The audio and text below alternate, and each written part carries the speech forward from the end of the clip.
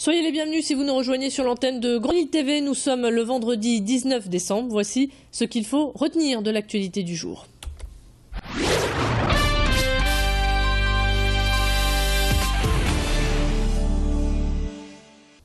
Et on ouvre cette édition avec un monde médical en colère. Les médecins généralistes ont décidé de fermer leur cabinet entre Noël et le Nouvel An. En cause, les tarifs de consultation bloqués à 23 € depuis 2011, un alourdissement de leurs tâches administratives, mais aussi en raison de certains actes médicaux qui pourront être appliqués par les pharmaciens et les sages-femmes au 1er janvier 2015.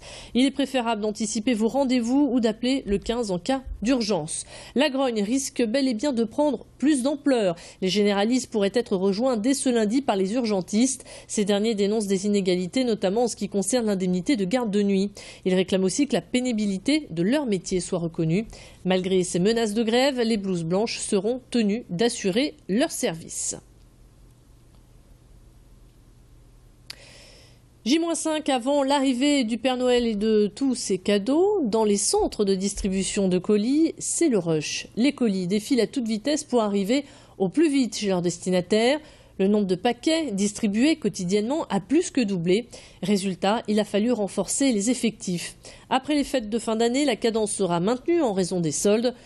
Nous sommes entrés tout à l'heure dans les coulisses d'une plateforme de distribution AM où l'on retrouve sans plus tarder le directeur industriel aux côtés d'Idil Kunaï.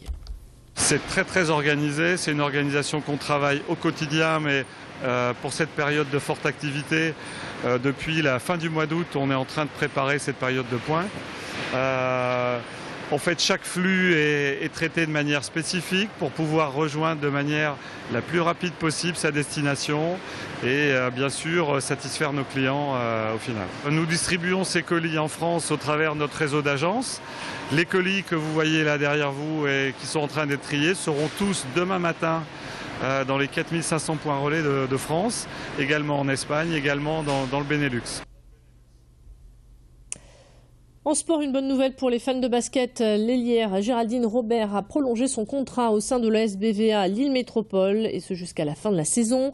L'objectif des filles est de décrocher le titre de championne de France. Elles y étaient presque parvenues l'année dernière. L'occasion se représentera très certainement, et pour cela, il faudra déjà battre les Lyonnaises demain soir. Actuellement, les Villeneuvoises sont 4e du championnat de Ligue féminine.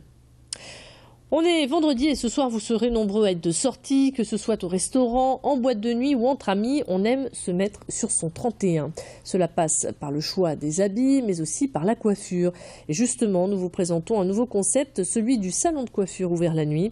Situé à Waterloo, ce salon est ouvert jusqu'à 23 h avec en prime la présence d'un DJ pour vous plonger dans l'ambiance. Les réactions sont à retrouver au micro de Fanny Bourdillon. Je suis déjà passée le vendredi soir. Me faire coiffer, alors c'est très bien. On a sa petite coupe, on est très bien accueillis, il y a un DJ.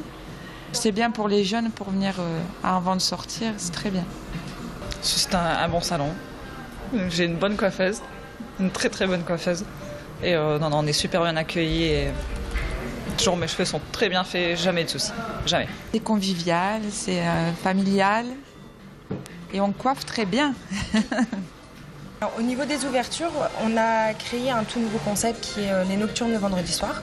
Donc on est ouvert le vendredi de 9 h à 23 h, donc sans interruption, et on accueille tout type de clients. On a des nouveaux concepts aussi au niveau des coupes, on fait des refresh cuts. Donc en fait c'est pour les jeunes qui ont envie de sortir, s'ils veulent juste remettre un petit coup de propre sur les contours, ça vous permet d'être tout propre pour sortir. On est les seuls à ouvrir. Oui, jusque 23 h. C'est nous qui avons créé le concept et voilà. Ça marche très bien parce que c'est un concept innovant et les jeunes, juste avant de sortir, ils aiment bien être sur leur 31 et ça leur permet d'être vraiment nickel en sortie. On enchaîne avec l'image du jour. Il s'agit du pont Napoléon qui surplombe la Deûle face au Champ de Mars à Lille. 4 sphinx trônent désormais sur ce pont qui a été détruit lors de l'occupation en 1918. Chaque statue pèse en moyenne 250 kg et a été reproduite à l'identique grâce à des photos d'archives. Les véritables sphinx, eux, ont été volés dans les années 30. La reconstruction de ce pont fait partie de la réhabilitation globale du parc de la citadelle Vauban, un budget total d'1,8 million d'euros.